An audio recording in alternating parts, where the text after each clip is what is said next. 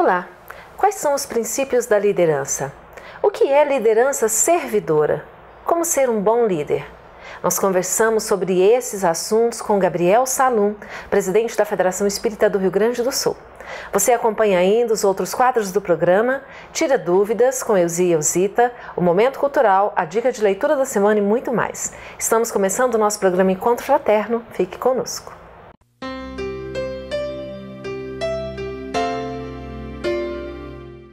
Nós estamos aqui no 32º Congresso Espírita de Goiás, tendo a alegria de batermos um papo com o nosso amigo Gabriel Salum, que é o presidente da Federação Espírita do Rio Grande do Sul e membro da nossa equipe de comunicação. Não é, Gabriel? Uma alegria ter você aqui conosco mais uma vez. Obrigado, Ivana. Agradecemos a você, ao Movimento Espírita de Goiás, aos nossos amigos que nos acompanham no Encontro Fraterno, pela oportunidade de estarmos aqui. Muito bom. O Congresso é uma bênção na nossa vida e para o movimento espírita de todo o Brasil. Que bom, nós também achamos isso. Gabriel, você lançou recentemente, em parceria com a Elizabeth Barbieri, uma obra, O Líder Espírita. Quando nós falamos de liderança, e na obra você fala diretamente para os espíritas, mas falando agora de uma forma geral, a pessoa ela nasce líder ou liderança se desenvolve? Então, Ivana, a pergunta é excelente, né? Porque o conceito de liderança, ele diz com a vida de todos nós. Você pode estar se perguntando assim, eu não sou líder, aliás, nem vou continuar assistindo esse programa porque isso não é comigo. Mas na verdade é sim, porque liderança, Ivana, é influência. O conceito mais abrangente que nós temos é o conceito de James Hunter, que é autor da obra O Monge Executivo, quando ele nos fala que a liderança é a competência de influenciar pessoas a trabalharem entusiasticamente visando atingir objetivos comuns. E tem mais, diz que isso se faz inspirando confiança pela força do caráter e do amor. Então, se nós pudéssemos resumir, é a influência que nós exercemos sobre as pessoas, principalmente em decorrência daquilo que nós somos, não só do que falamos ou do que fazemos. E aí você se pergunta, será que eu exerço influência sobre alguém? É claro que exerce. Muitas pessoas, naturalmente, nós observamos que se destacam. São líderes comunitários, dirigem o lar com muita naturalidade, ou então na escola, no exercício profissional, enfim. Mas como nós temos o paradigma do espírito imortal para a compreensão de todas as questões, nós só diríamos, é alguém que já desenvolveu essa competência um pouco mais em outras encarnações, em existências pretéritas, mas que agora também precisa investir nela e atualizá-la, para que essa influência seja positiva. O resultado disso é a quebra de um tabu. Todos nós podemos liderar. Todos nós exercemos algum tipo de influência. E a partir do momento em que nos assumimos nessa condição, aí sim, nós vamos qualificar a influência que exercemos, de modo que ela sirva para trazer mais paz e felicidade para as pessoas à nossa volta e, consequentemente, para o nosso próprio coração. Mas e se eu me sinto uma pessoa, às vezes muito tímida, que tem uma certa dificuldade até em lidar com o outro, mas sinto falta de ter essa habilidade de liderar? Como que se desenvolve liderança? Então, Ivana, quando nós conceituamos a liderança como uma competência, a competência ela é um chá, né? Você não vai esquecer disso, é o chá.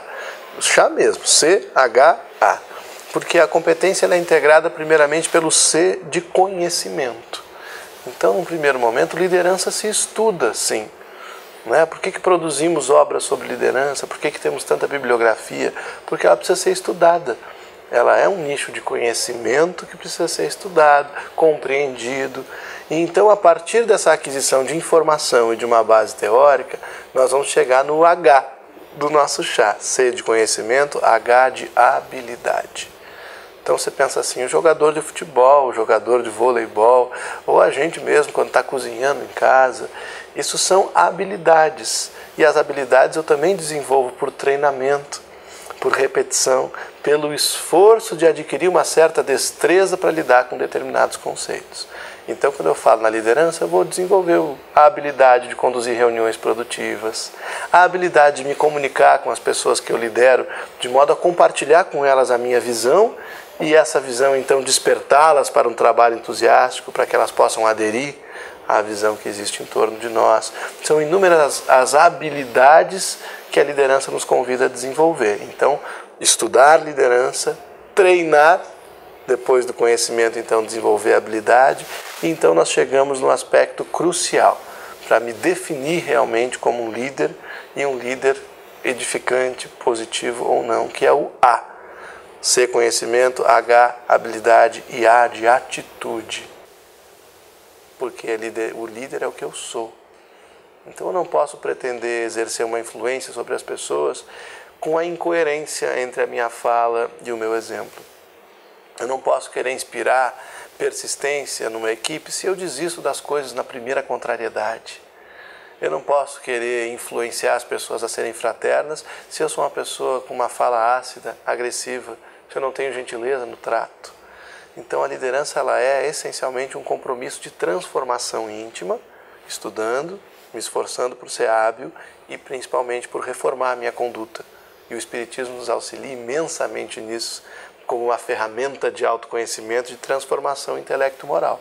Então sim, mesmo que eu seja tímido, mesmo que eu seja uma pessoa acanhada, ou que eu tenha outras dificuldades que eu identifico na minha relação interpessoal, eu posso e devo buscar a liderança para exercer uma influência feliz. Nós vamos parar para uma breve pausa, mas daqui a pouquinho voltamos com mais bate-papo com Gabriel Salum. Até já!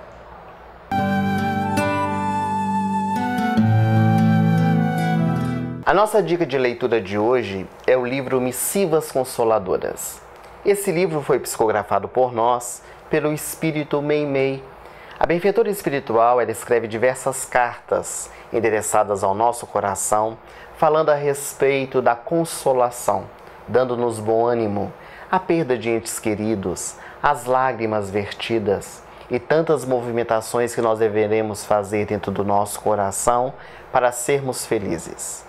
Leia o livro e ilumine-se, colorindo as flores de Meimei, porque o livro também traz a proposta das flores para serem coloridas, para colorir as flores e perfumar a alma.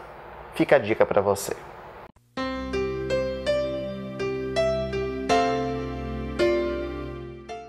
A Fraternidade Sem Fronteiras está apoiando aproximadamente 3.000 crianças numa das regiões mais desafiadoras do mundo. Então nós estamos convidando você do movimento espírita para nos ajudar, porque nessas regiões existem 600.000 crianças que precisam de apoio. Então nós convidamos a todos para que venham participar conosco, acessando fraternidadesemfronteiras.org.br e apadrinhando uma criança. Seja você a mudança que quer ver no mundo.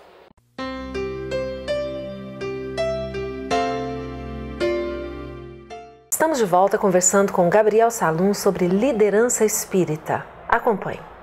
Nós percebemos, Gabriel, que algumas pessoas, embora aparentemente sejam líderes, elas temem a influência de um outro líder, como se fosse até algo que ameaçasse a sua liderança.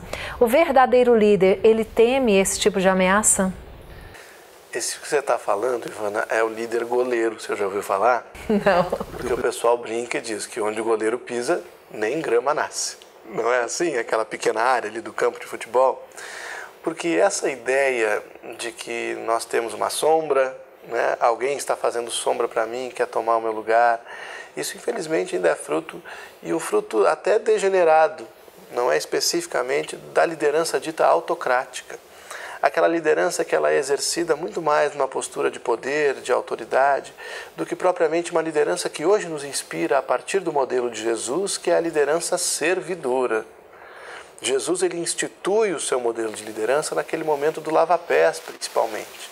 Quando ele dá a demonstração máxima de humildade, diz: aquele que quiser ser o primeiro, que seja o último e o servidor de todos. Então aquela pirâmide que nós estamos acostumados na liderança, em que toda a organização serve a quem está no topo, ela é invertida. E aquele que na verdade lidera tem o compromisso de servir mais e servir a toda a instituição.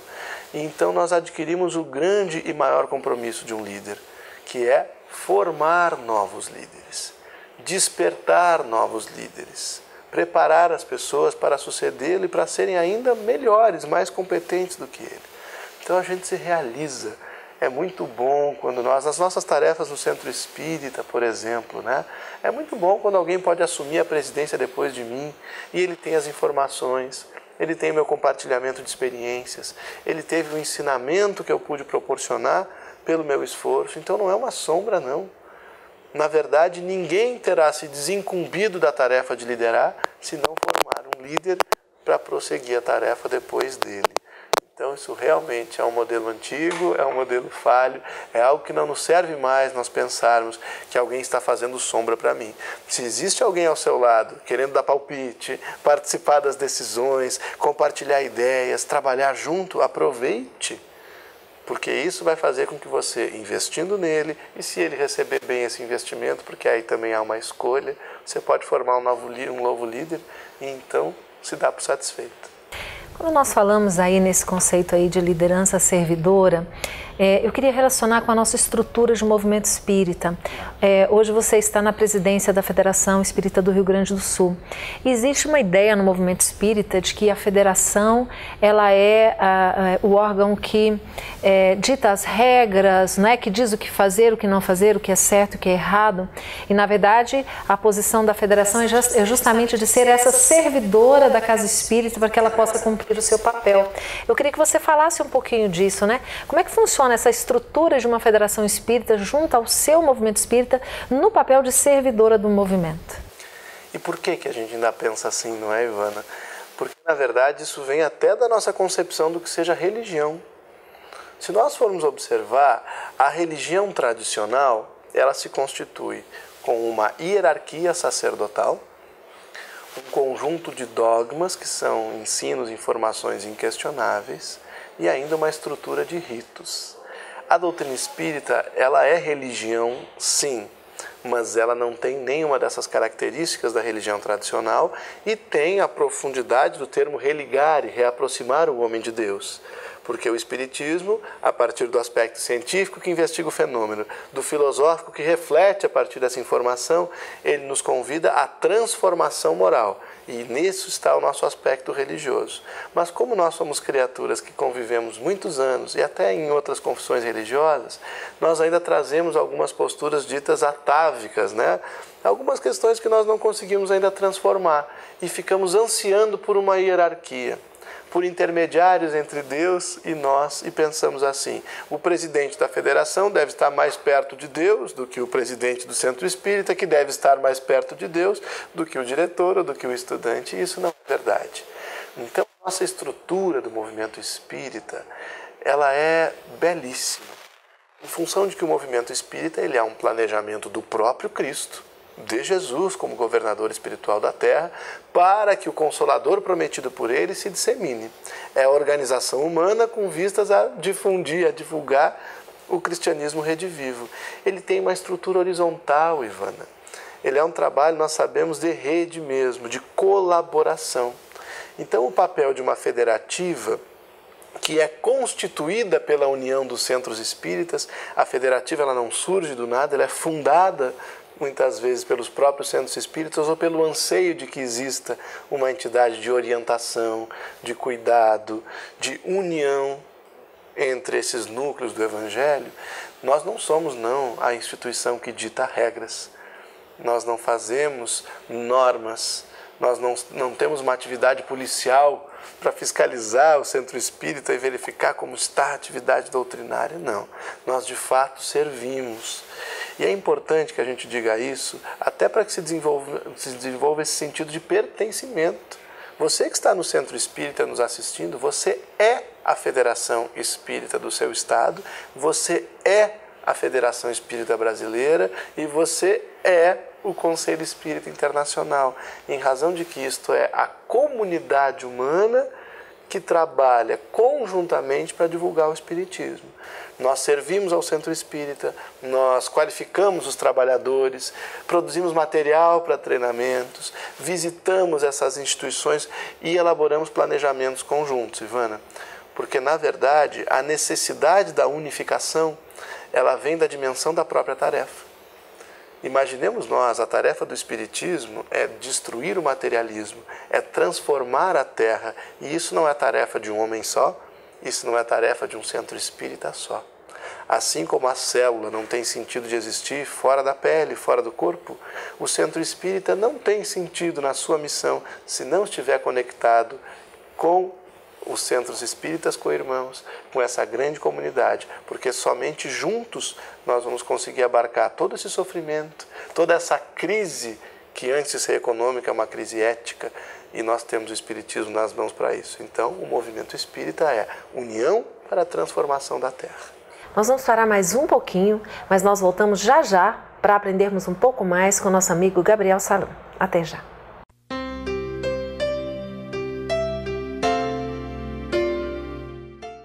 Convidamos o nosso caro telespectador e a nossa cara telespectadora a ficarem atentos. 25 a 28 de fevereiro do próximo ano, teremos o nosso congresso aqui em Goiânia. E o tema, vida, desafios, soluções. Quem não tem desafio? O Espiritismo não tem soluções. 25 a 28 de fevereiro de 2017, o nosso congresso aqui no Centro de Convenções. Muito obrigado.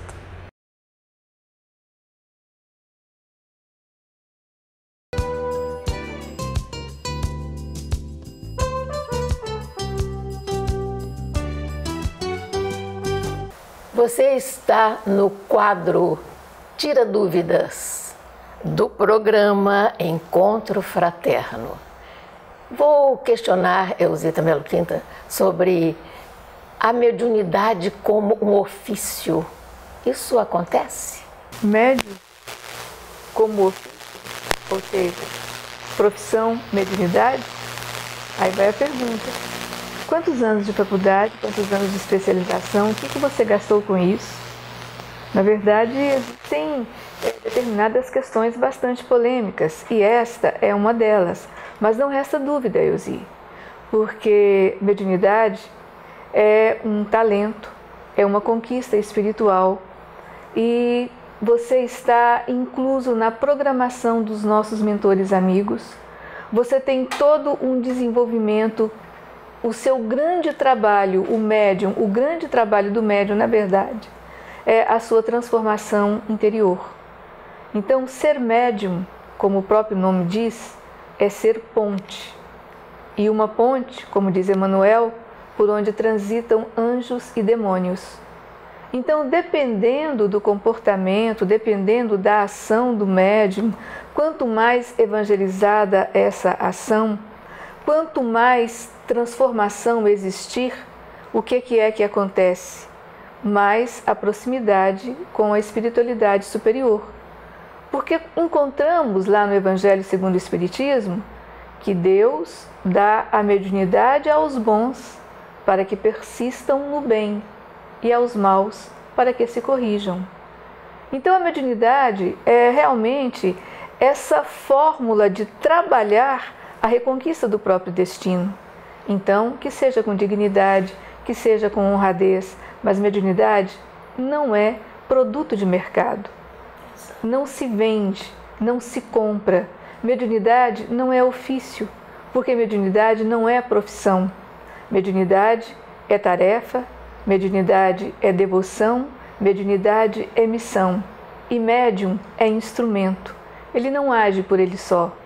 Na verdade, se ele colocar mercado no seu trabalho medianímico, ele está vendendo quem? E ele está se comprometendo muito, não é mesmo? Porque, como você disse, talentos. Os talentos nos são dados. E, especificamente, os médiuns, eles já são preparados no plano espiritual para o que eles virão fazer aqui na pátria material, no planeta Terra, na sua função. É uma especificidade e tem que ser visto com muita responsabilidade, porque é muito fácil descambar para o lado negativo, porque são vantagens. É como se fosse uma outra percepção extrasensorial. É como se nós abríssemos as janelas dos sentidos para ampliar a percepção da vida, dos sentimentos das pessoas, da possibilidade de interferir na condução da vida das pessoas. Então, vê-se realmente que é um encargo maravilhoso que deve ser visto com muito cuidado e dignidade para não descambar para o erro, para a facilitação que a pessoa tem em estar determinando vida e destino para os outros segundo a sua visão mais ampliada. Eu agradeço muito a sua colaboração e queremos deixar aqui à disposição dos nossos ouvintes para que eles possam ligar-se tiradúvidas@feego.org.br, porque nós contamos com você numa próxima oportunidade. Obrigada pela atenção.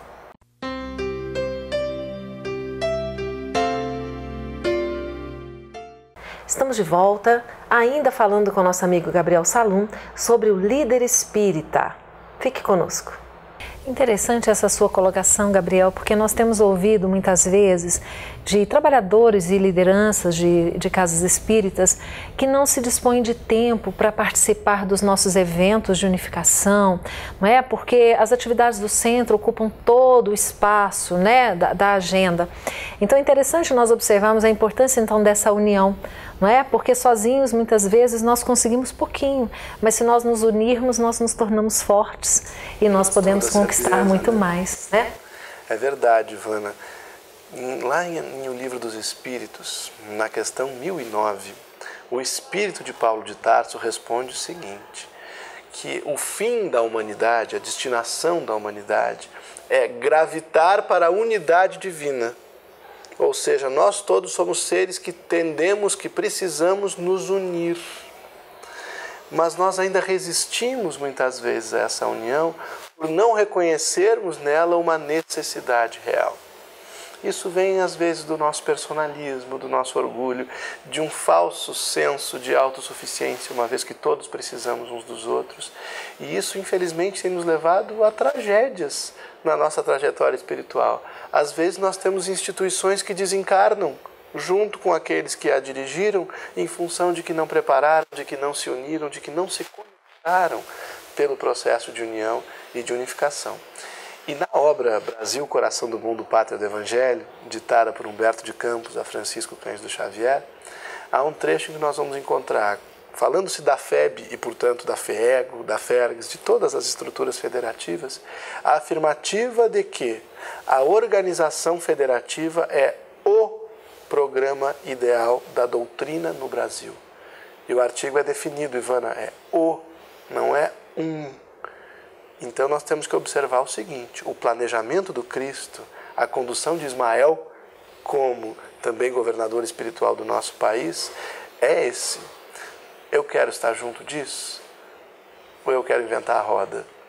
Ou eu quero pensar que sou melhor sozinho? Acho que não, né? Acho que não. Vamos continuar juntos. Com certeza.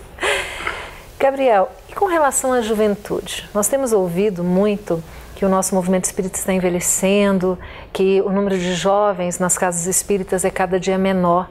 Isso é verdade? Isso tem acontecido?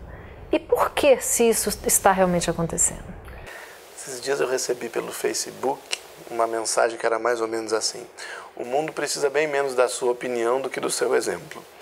E eu sempre tomo muito cuidado com essa questão de opinião, ainda mais quando nós temos o compromisso de dirigir, de servir a um movimento como é o movimento espírita. Então essa informação de que o movimento envelhece, de que a juventude não cresce, isso é opinião, Ivana. Isso não tem base em dados.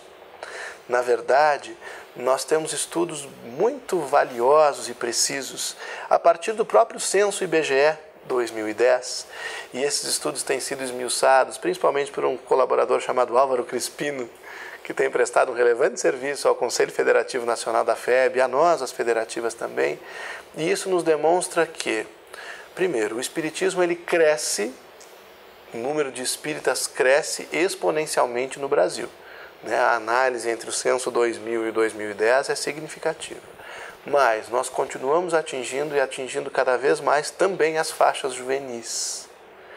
Agora, o que pode muitas vezes trazer essa impressão de que nós não temos os jovens é a forma como cada um de nós tem se relacionado com a juventude. Porque às vezes ela está ao nosso lado e nós não a estamos contemplando considerando que o jovem não é o trabalhador de amanhã, ele é sim o trabalhador de hoje. Mas para isso ele precisa do mesmo que o trabalhador adulto nesse aspecto, oportunidade e orientação. Então, quando a gente abre a própria visão, o coração e a instituição espírita para isso, nós vamos perceber que o jovem ele está ali. Nós vamos perceber que na sociedade o jovem ele anseia por valores de espiritualidade.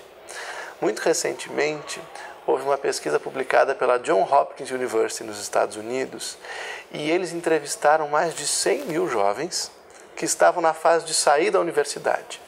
E perguntaram a eles, Ivana, qual era o grande objetivo que eles tinham. E todos imaginavam que a resposta seria grandes posições profissionais, ganhar muito dinheiro. E a surpresa foi, mais de 70% dos jovens responderam, eu quero um sentido para a vida. É a consciência do espírito imortal pedindo a resposta. Mas eu quero cruzar isso com outro dado para concluir a tua resposta. Pesquisa já antiga, essa ainda já deve ter mais de 10 anos, do Instituto Datafolha aqui no Brasil. Lembrei agora, de 1997. Perguntando às pessoas se consideravam importante o trabalho voluntário em favor do próximo. Mais de 90% respondeu sim. E a pergunta seguinte, e você se voluntaria? Mais de 80% respondeu não. Então nós temos esse indicativo consciencial de que precisamos trabalhar em favor do próximo. E o jovem também o tem. E muitas vezes, por não fazê-lo, é que nós temos o vazio existencial.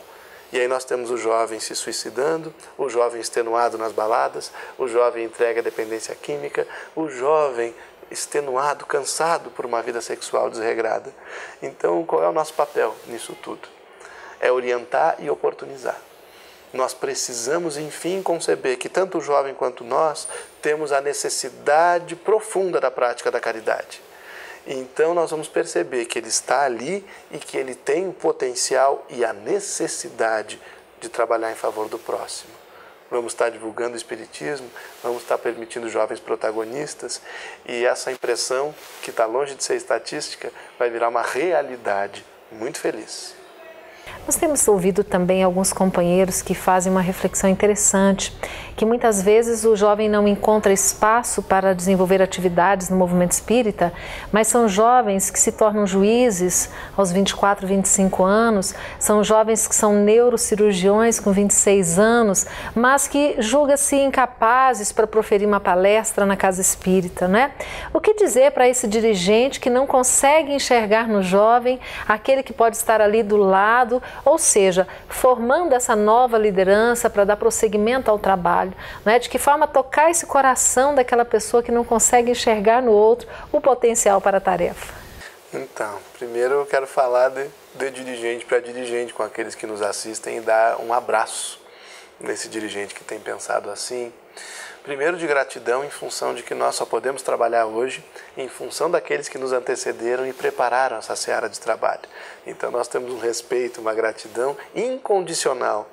Agora, quando nós olhamos para o jovem e não identificamos nele as potencialidades, essa conduta ela não tem fundamento na doutrina espírita, né? Porque nós vamos encontrar características da juventude atual, por exemplo, em A Geração Nova, na Gênese, vamos encontrar isso desdobrado em obras complementares confiáveis.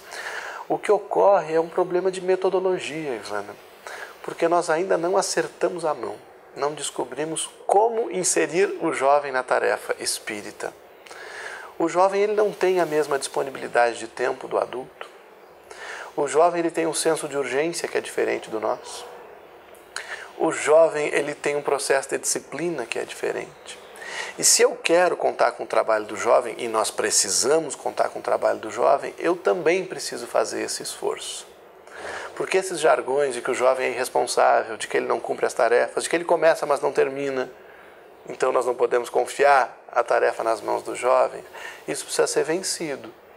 Mas eu tenho que compreender que o jovem pode trabalhar à distância, que o jovem não vai na reunião no centro espírita às 4 horas da tarde ou às 10 horas da manhã, mas que ele pode produzir vídeos belíssimos na sua casa durante a madrugada e ele gosta de fazer isso. Então nós vamos ter, como tivemos, um vídeo institucional da Federação Espírita de Goiás, exibido aqui no 32º Congresso, desenhado por uma jovem. De certo, ela fez isso no seu horário à disposição. Tem que haver um esforço mútuo. do jovem em disciplinar-se, em estudar, em receber o treinamento necessário, mas do adulto, do dirigente, em compreender que ele precisa oportunizar de forma diferenciada que o jovem trabalhe.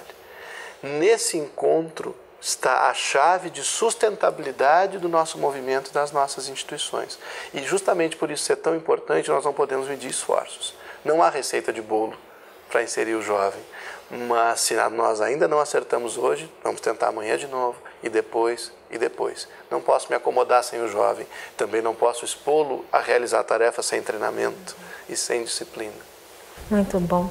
Gabriel, muito obrigada por estar aqui conosco mais uma vez. Você sabe que o seu compromisso conosco é anual, sempre no Carnaval, né? O de vocês também conosco aqui no Congresso. Então nós estamos muito felizes, muito obrigada. Que Jesus abençoe o seu trabalho à frente da Federação Espírita do Rio Grande do Sul e junto a todos nós, né, no Movimento Espírita. Ivana, eu que agradeço em nome da FERGS, da nossa Federação Espírita, parabenizo a FEEGO pelo belíssimo evento e enquanto Deus nos permitir, nós estaremos aqui sempre juntos, contigo, com os nossos irmãos de Goiás e com você. Um grande abraço. Muito obrigada pela sua companhia, nós estamos chegando ao fim do programa, mas nos encontramos novamente na próxima semana. Um grande abraço e até lá.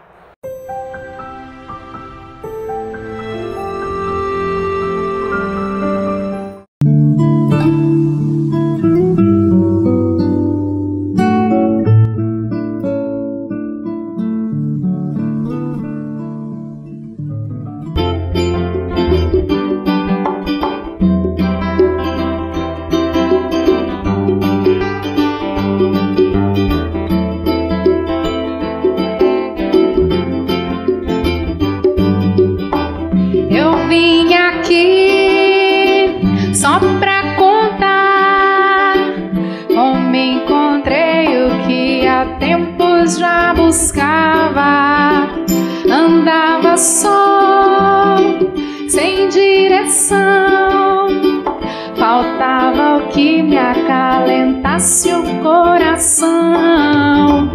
Eu descobri a solução.